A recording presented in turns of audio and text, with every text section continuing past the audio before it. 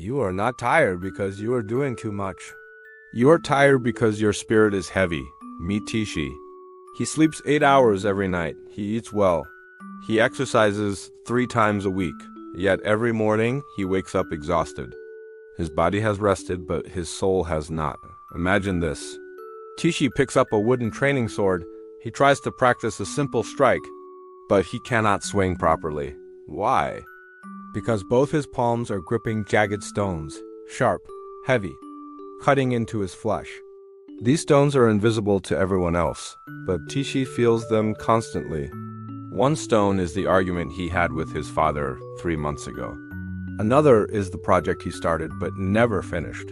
Another is the constant comparison to people thriving on social media. Another is the decision he keeps postponing about his career. Another is the guilt about not calling his friend back. Each stone, a mental weight. Each stone, draining his life force. Now contrast this with Miyamoto Musashi, the greatest swordsman who ever lived. A man who fought 60 duels to the death and never lost a single one. He could fight from dawn until dusk without visible exhaustion. He wrote the Book of 5 Rings in a cave at age 60, his mind sharper than his blade. What did Musashi know that we have forgotten? He understood that energy is not a physical resource, it is a strategic alignment. This video will teach you Musashi's method. You will learn to drop the stones. You will learn to command your attention like a battlefield. You will learn why you are tired and how to become alive again. But first, we must diagnose the real problem. Here is the truth most productivity experts will not tell you.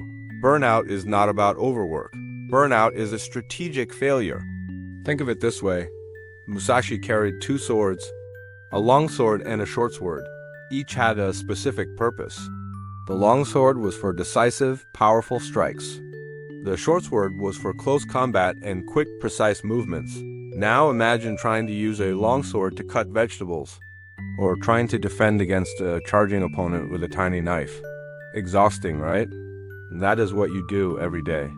You use deep, focused energy, your long sword, on trivial tasks. Checking emails, scrolling feeds, responding to meaningless notifications. Then, when you face something important, your long sword is dull, your arms are weak. Modern life treats attention as something to spend freely. Musashi treated attention as a battlefield to be commanded with ruthless discipline. He had a concept called Ku, the void, the place of perfect clarity. The source of infinite energy. Listen carefully. If your mind is cluttered, your body cannot truly rest. You can sleep 10 hours and wake up tired because your consciousness never stopped fighting invisible enemies. The stones in your palms never let you rest. So how do we achieve the void? How do we drop the stones and reclaim our energy? Through 3 strategic pillars. The first pillar is Fudōshin. Fudōshin means the immovable mind, not frozen, not rigid, immovable, like a mountain in a storm. The wind howls, the rain pours, but the mountain does not flinch. Here is what most people do not understand. 80% of your energy is drained before you even begin your day. How? Through emotional reactivity, through mental turbulence, through worrying about outcomes before the battle has even started.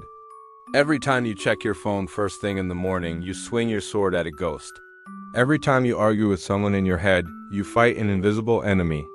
Every time you replay a past conversation, you refight a battle that is already over. Wasted strikes. Wasted energy. Musashi taught his students to observe without reacting, to see the enemy's movement without flinching, to create space between the stimulus and the response.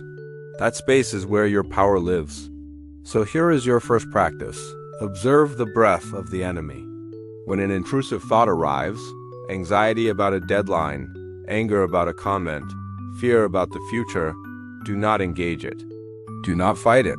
Do not run from it. Simply observe it. Like watching a cloud pass in the sky, name it silently. There is fear. There is anger. There is doubt. Then return to your breath. Return to stillness. This is not meditation for relaxation. This is combat training for your mind. You are learning to conserve your strikes, to not waste energy on phantoms. Practice this for 5 minutes every morning. Sit, observe, return, watch how much energy you reclaim by not swinging at ghosts. But observation alone is not enough.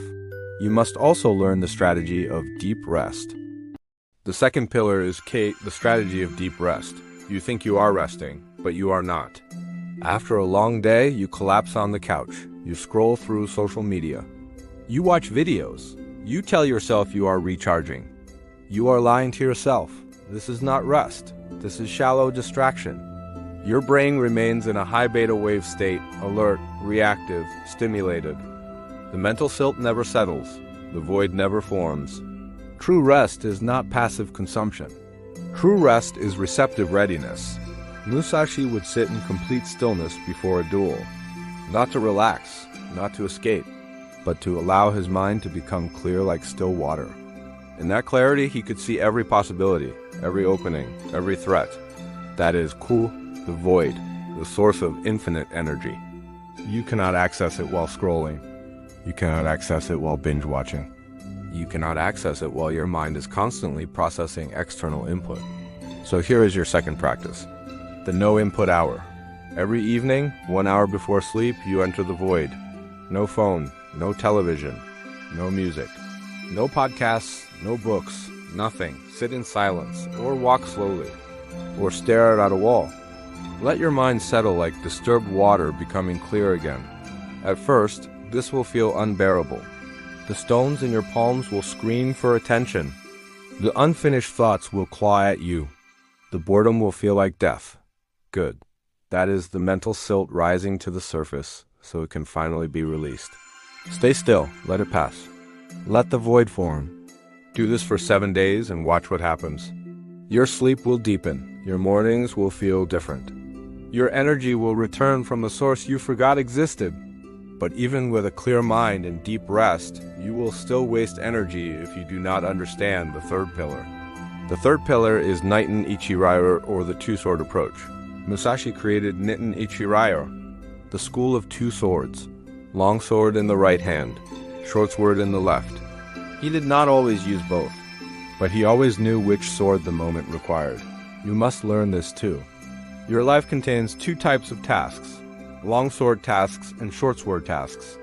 Long sword tasks require deep focus, writing, creating, strategic thinking, solving complex problems. These demand your full mental energy, your sharpest attention. Short sword tasks are routine, emails, scheduling, organizing, light administration. These require movement, but not deep thought. Here is the fatal error. You use long sword energy on short sword tasks. You bring deep focus to trivial decisions. You deliberate for 20 minutes about which email to answer first. You spend mental energy on tasks that require only mechanical action. Then, when you face a longsword task, the important work, you are already exhausted. Musashi would never waste a longsword strike on a minor opponent. He would switch to the short sword. Quick, efficient, minimal energy expenditure. You must learn to switch modes. Here is your third practice. The rhythmic day. Morning is longsword time. The first 4 hours after you wake. No meetings, no emails, no distractions, one target. Deep work, relentless focus. This is when you create. When you solve, when you build. Afternoon is short sword time. Routine tasks, communication, administration, movement without deep thought. This rhythm prevents single-mode exhaustion. You are not trying to maintain peak focus for 12 hours. You are commanding your energy strategically. Long sword, then short sword, then rest. Most people do the opposite. They spend their morning on email and meetings, short sword work. Then they try to do deep work in the afternoon when their longsword is already dull, reversed rhythm, wasted energy, chronic exhaustion. Switch your swords, command your day, reclaim your power. But even with these three pillars, you will face one final enemy. Tishi sits in his room. He has learned the principles. He understands the method, but he has not moved. Why? Because across from him sits the Shadow Ronin, the enemy he cannot defeat with technique alone. This enemy is not external. It is the personification of his own resistance, his procrastination, his fear, his lethargy, every excuse, every delay. I'll start tomorrow. The Shadow Ronin whispers, "You are too tired to begin. You do not have enough time. You will fail anyway. Why bother?" Tishi picks up his wooden sword, but his palms still grip the stones. He tries to strike, but the weight pulls him down. Then he remembers Musashi's final teaching, Mushin, no mind. The strategy is not to fight harder. The strategy is to drop the stones and move. One by one, Tishi opens his palms. The stone of his father's argument dropped. The stone of the unfinished project dropped. The stone of social media comparison dropped. The stone of the postponed decision dropped. His hands are empty now, light, free. He does not fight his tiredness. He commands his attention. He does not try to motivate himself. He simply moves. One small decisive action. Then another, then another. The Shadow Ronin dissolves. Not through victory, but through momentum. Energy is not something you get. Energy is something you unblock. Now you understand the method, but understanding is not enough. Musashi did not become a master by reading about swordsmanship. He became a master through relentless, disciplined practice, day after day, year after year, until the sword became an extension of his body. You must do the same with your energy. Start small. Build momentum through decisive wins. One immovable moment, one no-input hour. One rhythmic day. These are not just techniques. They are integrity practices. Every time you break a promise to yourself, you create mental drag. You carry another stone. I said I would wake up early, but I didn't. I said I would finish that project, but I delayed again. I said I would stop scrolling, but I couldn't. Each broken promise is a weight on your spirit. But every kept promise is energy returned. Every discipline honored is a stone dropped. This is the feedback loop. Disciplined action creates mental clarity. Mental clarity creates energy. Energy creates more disciplined action. Eventually, you reach what Musashi called mogami, the state of effortless action. You no longer need to force yourself. You move naturally. Your sword swings without thought. Your energy flows without resistance, but you must walk the path first. Let me give you the 60-second recap. Drop one stone. Make one decision you have been avoiding. Release one mental weight. Categorize your swords. Identify your longsword tasks and your shortsword tasks. Structure your day accordingly. Find the void. Practice one no-input hour tonight. Sit in stillness and let your mind settle. Do these 3 things tomorrow. Not next week. Not when you feel ready. Tomorrow. Here's your warrior's challenge. Tomorrow morning, before you check your phone, sit in silence for 5 minutes. Observe your thoughts without fighting them. Then identify your single most important longsword task. Work on it for 2 uninterrupted hours. Nothing else. Just this. One decisive strike is worth more than 1,000 scattered swings. Musashi spent his entire life mastering the way of the sword. He fought 60 duels and won them all. Not because he was the strongest or the fastest, but because he understood strategy. Because he commanded his energy like a battlefield. You face your own duels every day, against distraction, against resistance, against exhaustion. The stones in your palms are real. The weight on your spirit is real, but so is your power to drop them. What is the one stone you are dropping today? Commit to the path in the comments. Join the lineage of warriors who choose discipline over distraction, clarity over chaos, alignment over exhaustion. The sword is in your hand. The question is, will you swing at ghosts or will you command your battlefield?